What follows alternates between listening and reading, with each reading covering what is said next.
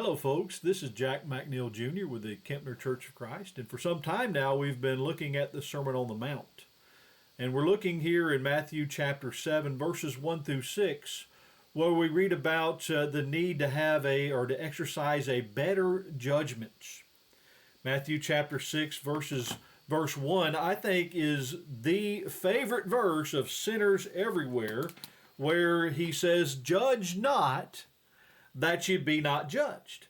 And so anytime you run across a worldly person and you talk to them and try to show them that what they're doing is sinful or wrong, oftentimes they will come back with their only verse they may know in the entire Bible. Judge not, that you be not judged. And so sinners' favorite verse everywhere. But what does Jesus mean of this? This is maybe the most misused verse in all of the Bible. When Jesus says this, is he saying that we should not do any kind of judging at all?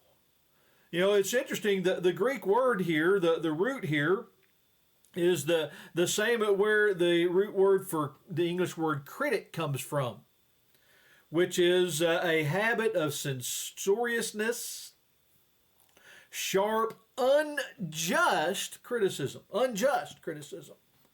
And so we need to understand, and if we're going to make judgments, and we have to make judgments, we're called upon to make judgments, but we have to judge righteous judgments.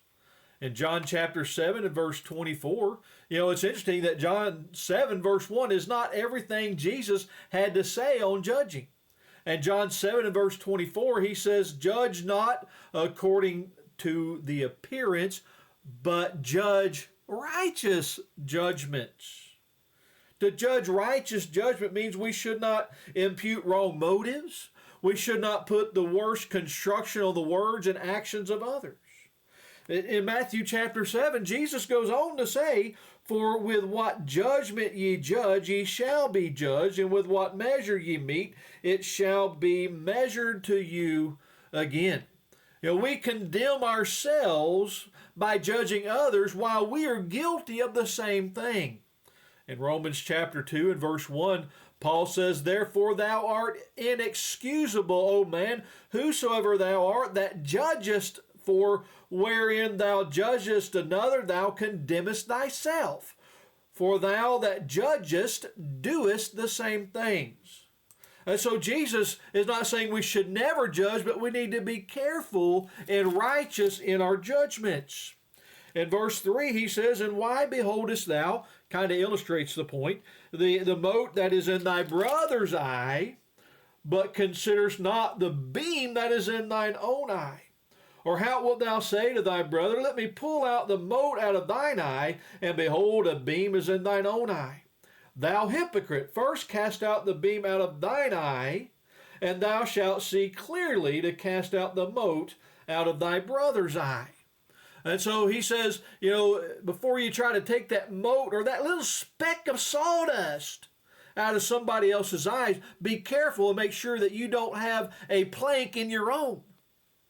And so he points out how ridiculous it is to try and judge others on a small matter when you cannot see clearly because you have a big 2x4 sticking out of your eyeball grotesquely. Luke chapter 6 verse 39 says, "And he spake a parable unto them, Can the blind lead the blind? Shall they not both fall into the ditch?" So imagine the ridiculous scenario where you've got a big old 2x4 sticking out of your eye and you're trying to judge somebody else, but you can't judge clearly because you can't see. You've got this big 2x4 jutting out of your eye. Your perspective is not right.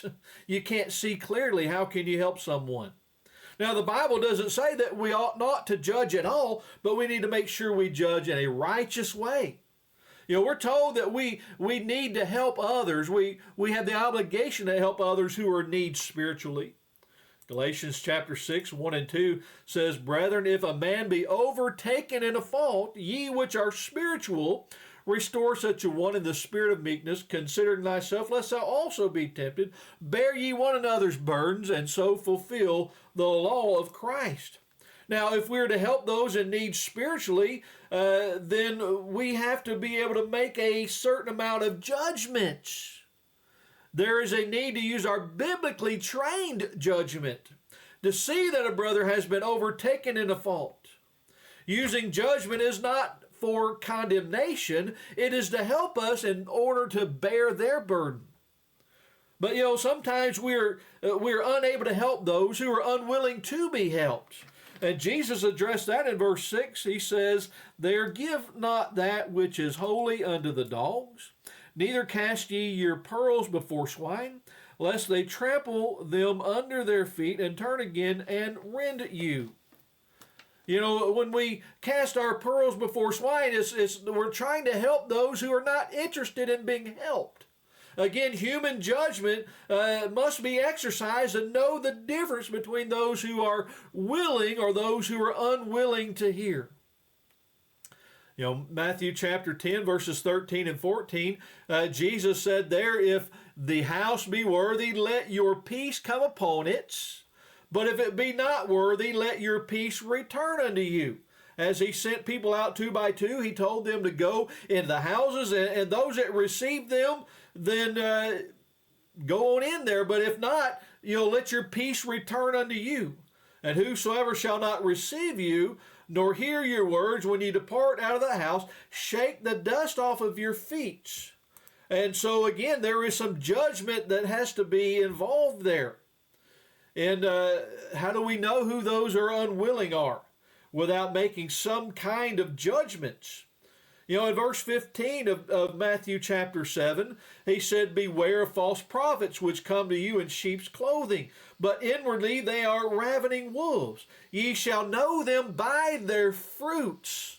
And so again, we are, I've heard it said many times, we don't judge, but we are fruit inspectors.